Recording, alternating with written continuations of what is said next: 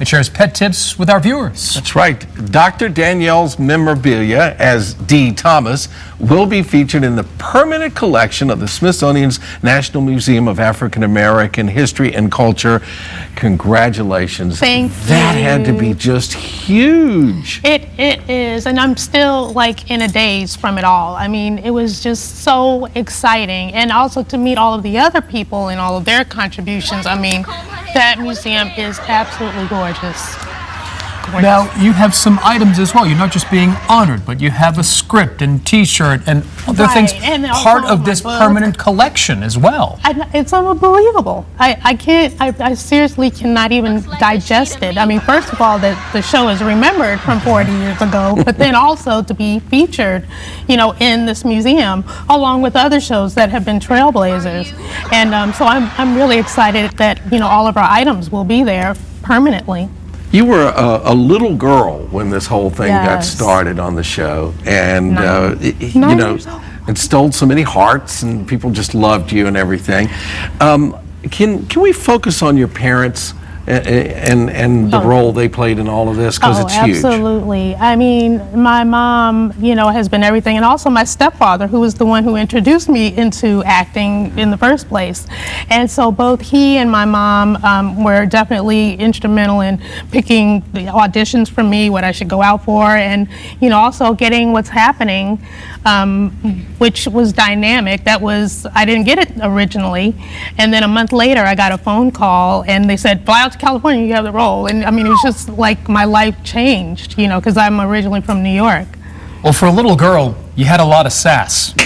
Did you go in? Did that mirror the person that you were off stage? Well, I used to say it did not, because I did not have an older brother. However, I had a lot of like pent up sassiness, you know, because I wanted to be like that, and I had an excuse, so why not? And getting paid for it as well. Exactly. We have a clip right here, and Tori, can we roll this right here? This is Dee Thomas and what's happening. Or school psychologist. We'll meet with you this afternoon to discuss fourth grade students. Come in.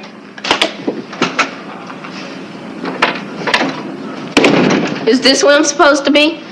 If you're Dee Thomas, it is. I'm Dr. Claymore. Why don't you have a seat and we'll discuss your problem. Look, first let's get something straight. I'm not here to talk about my problem. I've got no problems. I'm here for a friend. Oh, sure.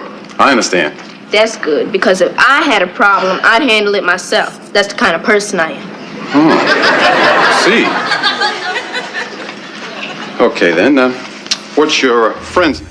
A little sass right there with none other than Tim Reed. Huh? I know. That guy looked vaguely familiar. Yeah. Do you stay in touch with some of the cast members? I do. As a matter of fact, I was just texting Ernest, who played my brother, just a couple of weeks ago, and you know he's doing theater and managing and still acting as well. And Tim Reed, you ended up in the Richmond area. How about that? We both ended up in the same place. Actually, I'd heard some time ago that he had a fabulous studio here, so it's a great place to be for actors. Tell us about Miss Mabel, Mom. She, of course, was the light of everyone's life. She was everyone's mom, and she made you immediately feel comfortable.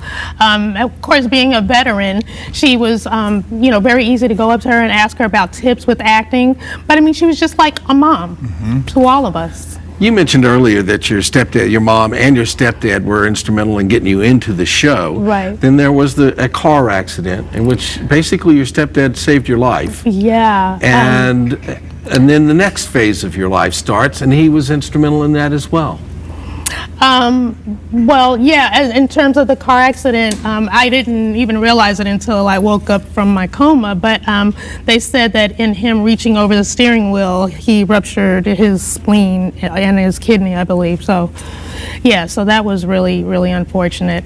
But also just, you know, from my work on what's happening and then them pushing me into it, that I was able to be recognized as being a trailblazer, which But did you know. he have something to do with you becoming a veterinarian? Did I hear well, about that? no, He was really interested in that? No, I've always loved animals, and actually, I met a female veterinarian that really sparked my interest, and and I thought I could do it because I'm seeing another woman doing it first of all, and so after I met her, my life changed, and I knew I was going to be a vet after that.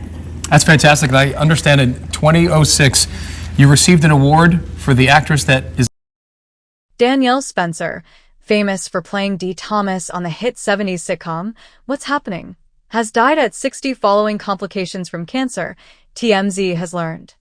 Her longtime friend and former co-star Haywood Nelson, AKA Dwayne from the sitcom, tells TMZ Danielle passed away Monday night in a Richmond, Virginia, hospital, with her mom Cheryl and her jazz musician brother Jeremy Pelt by her side.